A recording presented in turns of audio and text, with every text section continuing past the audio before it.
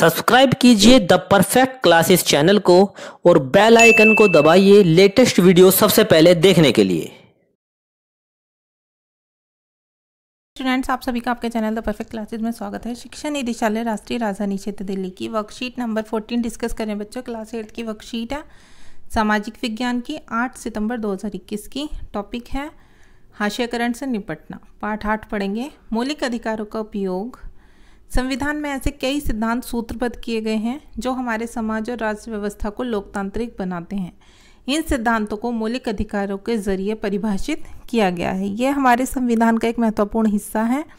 ये अधिकतर सभी भारतीयों को समान रूप से उपलब्ध होते हैं। जहाँ तक हाशियाई तबकों की बात है, उन्होंने इन अधिकारों को दो तरह से इस्तेमाल किया है।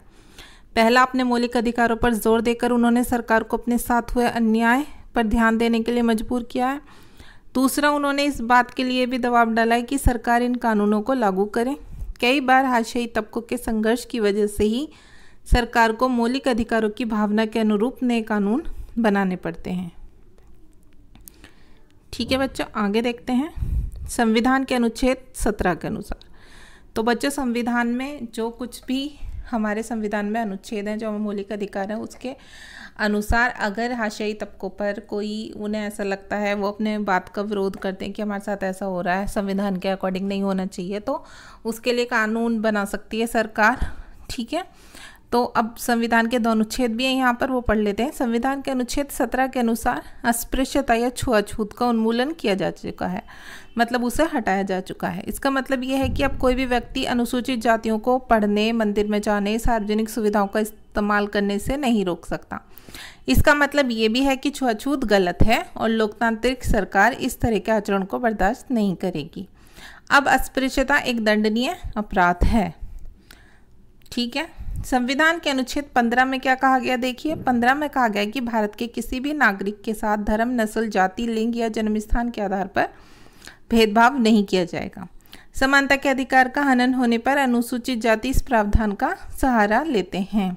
अनुच्छेद 15 में यही है कि चाहे किसी भी व्यक्ति का कोई धर्म हो, कैसा रंग हो उसका, ठीक है, किसी भी जाति से या महिला हो, पुरुष हो, उसके साथ भेदभाव नहीं किया जाएगा। इसी तरह अल्पसंख्यक समुदायों ने भी संविधान में दिए गए मौलिक अधिकारों का सहारा लिया है। उन्होंने धर्म और सांस्कृतिक व शैक्षणिक अधिकारों की स्वतंत्रता के अधिकार पर जोर दिया है। जो अल्पसंख्यक समुदाय मतलब कम संख्या में है। जहाँ तक सांस्कृतिक और शैक्षणिक अधिकारों का प्रश्न है, मुसलमान और पारसी आदि सांस्कृतिक धार्मिक समूहों को अपनी संस्कृति की सुरक्षा का अधिकार मिला है। इस तरह विभिन्न प्रकार के सांस्कृतिक अधिकारों की व्यवस्था करके संविधान ने ऐसे समूहों को सांस्कृतिक न्याय देने का प्रयास किया है। इसका उद्देश्य यह है कि इन समूहों की संस्कृति पर ना तो बहुसंख्यक समुदाय की संस्कृति का वर्चस्व हो और ना ही वह नष्ट हो। सामाजिक न्याय को प्रोत्साहन। तो देखिए बच्चों, संविधान को लागू करने के लिए राज्य और केंद्र सरकारें जनजातीय आबादी वाले, भारी अनुसूचित जाति आबादी वाले इलाकों में विशेष प्रकार की योजनाएं लागू करती हैं। उदाहरण के लिए कई स्थानों पर अनुसूचित जातियों और आदिवासियों को सरकार की ओर से मुफ्त या रियायती दरों पर छात्रावास की सुविधा उपलब्ध कराई गई है, ताकि वह शिक्षा संबंधी सुविधा हासिल कर सकें जो मुमकिन है और उनके अपने इलाके में उपलब्ध नहीं हो। इसके अलावा सरकार कानूनों का भी इस्तेमाल करती है ताकि व्यवस्था में निहित असमानता को खत्म करने के लिए ठोस कदम उठाए जाएं। समानता नहीं है तो उसे बनाई जाए। आरक्षण की व्यवस्था इसी तरह का एक महत्वपूर्ण कानून नीति है, जिसके द्वारा शिक्षण संस्थानों और सरकारी नौकरियों में अनुसूचित जातियों व आदिवासियों के लिए सीटों का आरक्षण किया जाता है। अब प्रश्न नंबर 1 देख लेते हैं। हाशियाई तबके के लोग अपने ऊपर किए गए अन्यायों के विरुद्ध मौलिक अधिकारों का प्रयोग किस प्रकार कर सकते हैं। तो किस प्रकार कर सकते हैं और किस प्रकार किया, देखिए बच्चों, यहाँ से लिखेंगे। पहला, अपने मौलिक अधिकारों पर जोर देकर उन्होंने सरकार को अपने साथ हुए अन्याय पर ध्यान देने के लिए मजबूर किया है। दूसरा, उन्होंने इस बात के लिए दबाव डाला है कि सरकार इन कानूनों को लागू करे। कई बार हाशियाई तबकों के संघर्ष की वजह से ही सरकार को मौलिक अधिकारों की भावना के अनुरूप नए कानून बनाने पड़ते हैं। ठीक है, इतना लिख देंगे आप।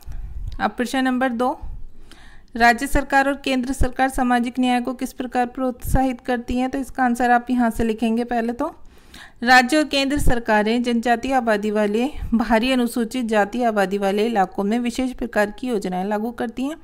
उसके बाद आप यहाँ से लिखेंगे, इसके अलावा सरकार कानूनों का भी इस्तेमाल करती है ताकि व्यवस्था में निहित असमानता को खत्म करने के लिए ठोस कदम उठाए जा सकें। प्रश्न नंबर 3, संक्षिप्त टिप्पणी लिखिए। भारतीय संविधान का अनुच्छेद 15, भारतीय संविधान का अनुच्छेद 17। तो इसका आंसर भी वर्कशीट में सही है। पहला आप लिखेंगे भारतीय संविधान का अनुच्छेद 17। ठीक है, आप ऐसे भी लिख सकते हैं, संविधान के अनुच्छेद 17 के अनुसार, जैसा वर्कशीट में ही ऐसे लिख देना। अस्पृश्यता या छूआछूत का उन्मूलन किया जा चुका है। इसका मतलब यह है कि अब कोई भी व्यक्ति अनुसूचित जातियों को पढ़ने, मंदिर में जाने और सार्वजनिक सुविधाओं का इस्तेमाल करने से नहीं रोक सकता। ये लिखेंगे। दूसरा पैराग्राफ में लिखेंगे, संविधान के अनुच्छेद 15 में कहा गया है कि भारत के किसी भी नागरिक के साथ धर्म, नस्ल, जाति, लिंग या जन्म स्थान के आधार पर भेदभाव नहीं किया जाएगा। तो पहला यहाँ से यहाँ तक था बच्चों। तीसरा पहले यहाँ से यहाँ तक लिखेंगे, फिर उसके बाद यहाँ से यहाँ तक लिखेंगे तीसरा। और दूसरा तो आपको पता ही है, पहले दूसरे को यहाँ से यहाँ तक, फिर उसके बाद इसके अलावा से उठाया जा सके यहाँ तक। ठीक है, वर्कशीट कंप्लीट हो गई। मिलते हैं नेक्स्ट वीडियो में। Thanks for watching.